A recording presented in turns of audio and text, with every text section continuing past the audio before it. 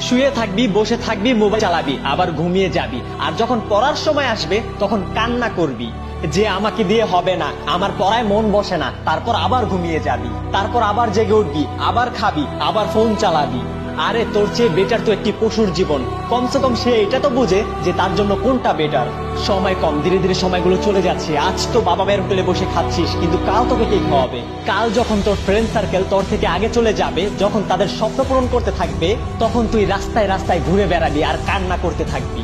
আর বাহানা দিয়ে যাবি আমার ভাগ্য ভালো ছিল না, আমার সময় খারাপ ছিল, আমার কাছে এটা ছিল না, আমার কাছে ওটা ছিল না। আরে কাকে বোকা বানাচ্ছিস? কাকে মিথ্যে বলছিস? এই দুনিয়া মানুষের চিন্তা ভাবনাকে বোঝে না, মানুষের কষ্টকে অনুভব করে না। যদি তুই একটি ভালো লাইফ লিড করতে চাস, নিজের ভাগ্যকে বদলাতে চাস, তাহলে কিছু করে দেখাতে হবে। আমার পড়ায় মন বসে না, আমাকে দিয়ে হবে না। আরে বন্ধ কর তোর এই বাহানা বাজি। তোকে দিয়ে কেন হবে না? তুইও তো একটা মানুষ, কি কমতি আছে তোর ভিতরে? তোর কাছে এমন কি নেই যে তোকে দিয়ে হবে না? যে ক্লাসে টপ করে সেও তো একটা মানুষ, তারও তো দুইটাই চোখ, তারও তো একটাই মাথা, কিন্তু তোর আর তার মধ্যে পার্থক্য অনেক। তোর পড়াশোনায় মন বসে না কারণ তুই কাম চালানোর জন্য পড়াশোনা করিস।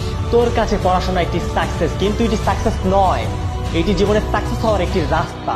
যার পড়াশোনায় মন বসে তার একটি স্বপ্ন থাকে, তার একটি গন্তব্য থাকে, তার মধ্যে কিছু অ্যাচিভ করার তীব্র ইচ্ছা থাকে। আর সে ভালো করেই জানে যে পড়াশোনা করার রাস্তা তাকে তার গন্তব্যে নিয়ে যেতে পারে। তার জন্য তার পড়াশোনায় মন বসে আর সে ক্লাসে টপও করে। পড়াশোনাকে নিজের সাফল্য নয়, নিজের সাফল্যের রাস্তা বানাও, তখন পড়াশোনায় মন বসবে।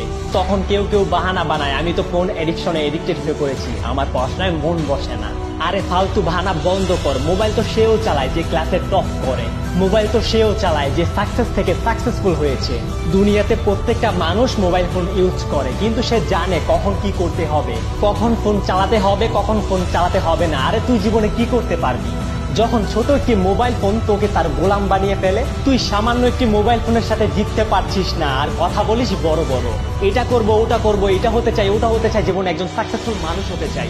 আরে চোখ খোল, এখনো সময় আছে, বাহানা দেওয়া বন্ধ কর, এখনো সময় আছে।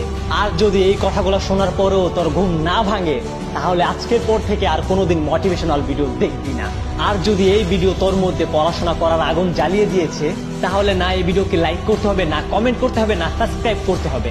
শুধু একটি কাজ করিস, পড়াশোনায় মনোযোগ দিস। মানুষকে দেখানোর জন্য না, নিজের জন্য পড়িস। অনেক হয়েছে বাহানা বাহানা খেলা, এখন তুই তোর স্বপ্ন পূরণ করার লক্ষ্য নিয়ে খেলা শুরু করে দে। যদি পড়তে বসে চোখে ঘুম চলে আসে, তাহলে চোখে পানি দিয়ে আবারও পড়তে বস। তুই সবাইকে দেখিয়ে দে যে তুইও ক্লাসের টপার হতে পারিস।